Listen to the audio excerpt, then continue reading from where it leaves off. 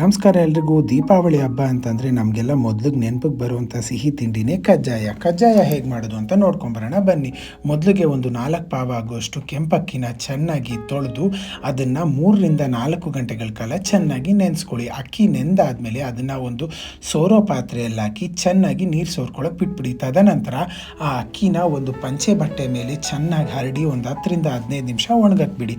ಅದಾದ ನಂತರ ಆ ಅಕ್ಕಿನೆಲ್ಲ ಒಂದು ಮಿಕ್ಸರ್ ಜಾರ್ನಲ್ಲಿ ಹಾಕ್ಕೊಂಡು ಚೆನ್ನಾಗಿ ಪುಡಿ ಮಾಡಿ ಆ ಅಕ್ಕಿ ಹಿಟ್ಟನ್ನ ಜರಡಿಯಲ್ಲಿ ಸಲ್ಲಿಸ್ಕೊಳ್ಳಿ. ಆ ಅಕ್ಕಿ ಹಿಟ್ಟು ಜರಡಿಯಲ್ಲಿ ಸಲ್ಲಿಸ್ಕೊಂಡಿದ ನಂತರ ಒಂದು ಪಾತ್ರೆಯಲ್ಲಿ ಹಾಕಿ ಚೆನ್ನಾಗಿ ಅದ್ಮಿಟ್ಬಿಡಿ. ಯಾಕಂತಂದರೆ ಅಕ್ಕಿ ಹಿಟ್ಟು ಇಲ್ಲಿ ಹಾರಬಾರ್ದು, ಅದರಲ್ಲಿರೋ ತೇವಾಂಶ ಸ್ವಲ್ಪನಾದರೂ ಇರಬೇಕು.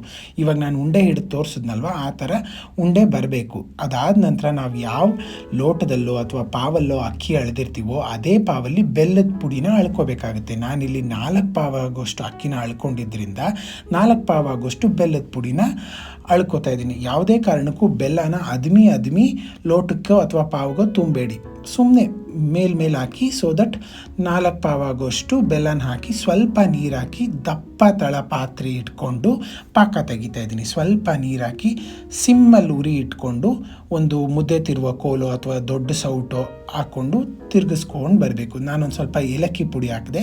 ಇದೇ ಥರ ಸಿಮ್ಮಲ್ಲಿ ಉರಿ ಇಟ್ಕೊಂಡು ನೋಡ್ತಾ ಇರಬೇಕು. ಆಮೇಲೆ ಒಂದು ಸೈಡಲ್ಲಿ ಒಂದು ಪಾತ್ರೆಯಲ್ಲಿ ನೀರು ಇಟ್ಕೊಂಡು ಆ ಪಾತ್ರೆಗೆ ಈ ಪಾಕನ ಹಾಕ್ಕೊಂಡು ನೋಡ್ತಾ ಇರಬೇಕು. ನಮ್ಮ ಕೈಗೆ ಆ ಪಾಕ ಎದ್ದು ಬಂದು ಅಂಟದೆ ಸ್ವಲ್ಪ ಮೆತ್ತಗೆ ಸಾಫ್ಟಾಗಿ ಉಂಡೆ ಬರಬೇಕು. ಆ ಉಂಡೆ ಬಂದಿದೆ ಅಂತ ಅಂದರೆ ಪಾಕ ರೆಡಿ ಇದೆ ಅಂತ ಅರ್ಥ. ಆ ಪಾಕನ ಏನು ಮಾಡಬೇಕು, ಉಂಡೆ ಬಂದಿರೋದನ್ನು ಒಂದು ಪಾತ್ರೆಗೆ ಬೌನ್ಸ್ ಕೊಟ್ಟು ನೋಡಬೇಕು. ಅದು ಅದಕ್ಕೆ ಅಂಟ್ಕೊಳ್ದೆ ವಾಪಸ್ ಬಿದ್ದರೆ ಕಜ್ಜಾಯದ ಪಾಕ ತಯಾರಿದೆ ಅಂತ. ಇಲ್ಲಿಗೆ ನಮ್ಮದು ಒಂದು ಕೆಲಸ ಮುಗೀತು. ಸೊ ಪಾಕ ತಯಾರಾದಮೇಲೆ ಒಲೆನ ಆರಿಸಿ ಪಾತ್ರೆನ ಕೆಳಗಿಟ್ಕೊಂಡು ಮೊದಲೇ ನಾವು ಪುಡಿ ಮಾಡಿಟ್ಕೊಂಡಿರೋವಂಥ ಅಕ್ಕಿ ಹಿಟ್ಟನ್ನ ಚೆನ್ನಾಗಿ ಸ್ವಲ್ಪನೇ ಹಾಕ್ಕೊಂಡು ಮಿಕ್ಸ್ ಮಾಡಿದ್ರೆ ಕಜ್ಜಾಯದ ಪಾಕ ಸಿದ್ಧ.